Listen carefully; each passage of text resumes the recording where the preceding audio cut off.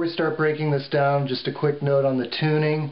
Keith, of course, is known for using open G tuning, which would require you to tune the first and sixth strings down a whole step from E to D, and the fifth string down a whole step from A to G, so that you could play an open chord and it would be a G major.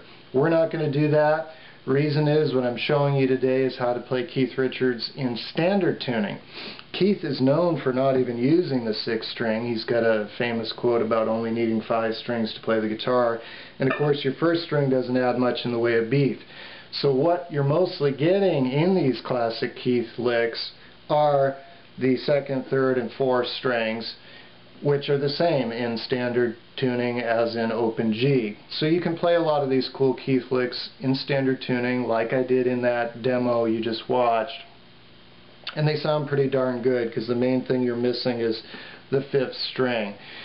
There are some Keith songs that you absolutely have to play in the standard tuning to make them sound right. Can't You Hear Me Knocking, Honky Tonk Women being two good examples.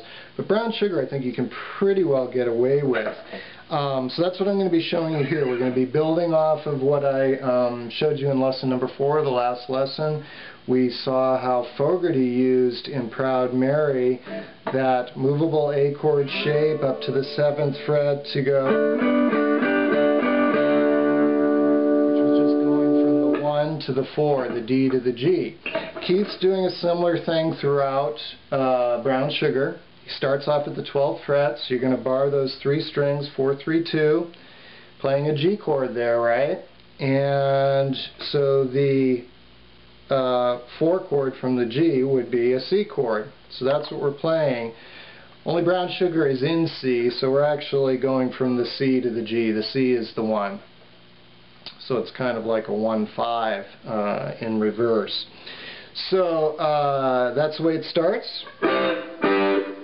Okay, real simple. And you come down to the 5th fret, you're barring that with that same shape. It's a C chord there. And he's going C to F, so that is the 1-4. So he's going C, G, C, F. Now if you think about that, if you saw those chords just written out, and you tried to play them like in first position,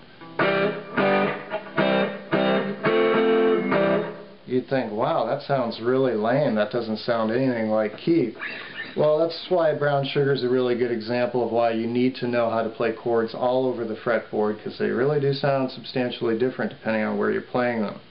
Okay, so that's the main intro. He plays it 4 times. The second and third time he changes the rhythm on it a little bit, so it's kind of more like something like that. You can listen to the record and get it exactly right. But you play that 4 times.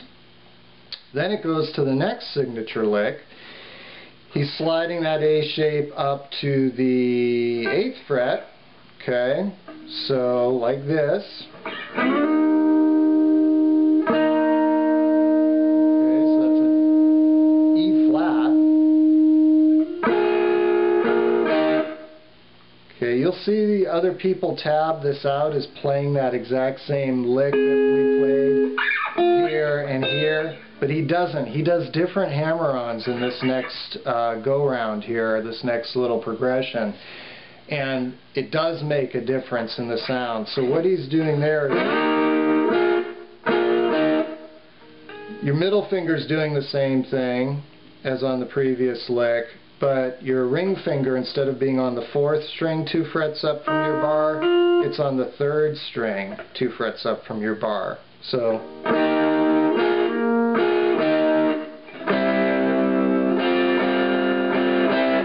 okay, down to the C again at the 5th fret. This time you're just hammering on with 1 finger, 2nd string, 1 fret up, so 6th fret. So essentially what you're playing there is a C suspended 4. Okay.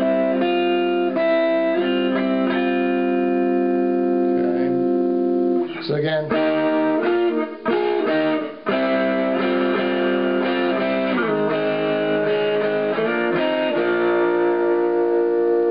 so down to 1st fret, which would be an A flat, just hammer on again 1 string, 2nd fret, 2nd string, up to a B flat bar there at the 3rd fret, playing that same little lick we did up here. Coming back to the C with our 1 to 4. That's basically it. You'll see other stuff out there, like I said, that has every one of those positions playing that exact same, but it's not. It's different.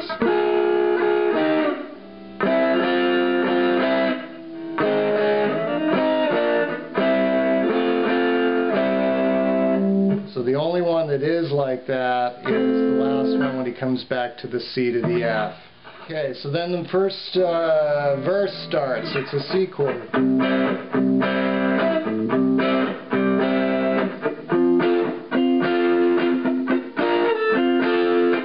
So what I did there, I went from a C to an F, and on the F I just hammered on it. It's the same chords as the intro. We're using C, F, B flat, and so forth. So C, F, hammer on B flat,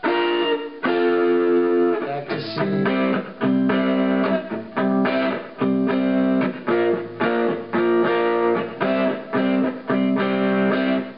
Okay, so that was just C to B flat, and then you come to the G.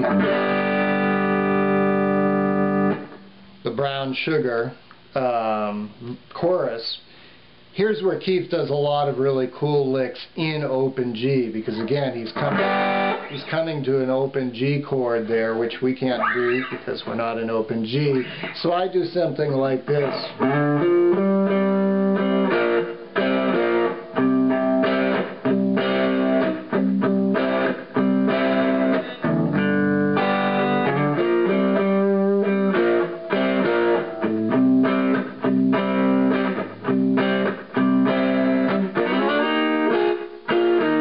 Back to that riff. So again, during the Brown Sugar part, it's not going to be exactly Keith. If you want to be exactly Keith, you do have to do the open tuning. There's an excellent demonstration of this on YouTube. The guy's YouTube name is My Twangy Guitar, and he doesn't talk you through it. It's not a lesson. It's just a close-up like this of him playing Brown Sugar in open tuning, and it's awesome. He's playing it on a 72 Tele Deluxe, and he hits all the Keith licks. Really, really cool. But again, using 6 strings in open G. Okay, that's all we've got time for with Brown Sugar. There is the ending licks, which you play a little Chuck Berry over a G to a C. I'm going to let you figure that out on your own. Get out those Telecasters and play some Keith Richards. Thanks for joining me, and we will see you next time.